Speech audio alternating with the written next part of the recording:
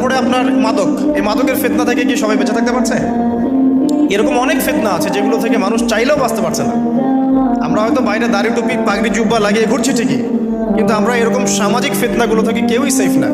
এই যে আপনাদের এলাকায় যে ফিতনাগুলো ছড়িয়ে পড়েছে, আস্তে আস্তে পারছে না, এমন ফিতনা বেড়ে যাচ্ছে। তো এগুলো যদি আমাদেরকে গ্রাস করে ফেলতে পারে, তাহলে এই পৃথিবীর সমস্ত ফিতনা একসাথে করলেও দাজ্জালের ফিতনা সমান হবে না। আমি কি বুঝাতে পারছি? পৃথিবীতে চলমান যত ফিতনা আছে, ব্যক্তিগত ফিতনা, পারিবারিক ফিতনা, সামাজিক, অর্থনৈতিক, পলিটিক্যাল, সব ফিতনাগুলো এক জায়গায় করলেও মাসিহুদ দাজ্জালের মতো ভয়ঙ্কর হবে না। এই জন্য নবী সাল্লাল্লাহু আলাইহি ওয়াসাল্লাম বলছেন, দাজ্জালের চেয়ে ভয়ঙ্কর কোনো ফিতনা আসেও নাই, আসবেও না। প্রত্যেক নবী আলাইহিস সালাম তার কওমকে এই ফিতনা সম্পর্কে সতর্ক করতেন। এমনকি এক্সাম্পল দিতে গিয়ে নবী সাল্লাল্লাহু আলাইহি ওয়াসাল্লাম বলছেন, নূহ আলাইহিস সালাম, ওই কত বছর আগের নবী, তিনি পর্যন্ত তার কওমকে দাজ্জাল সম্পর্কে সতর্ক করেছেন।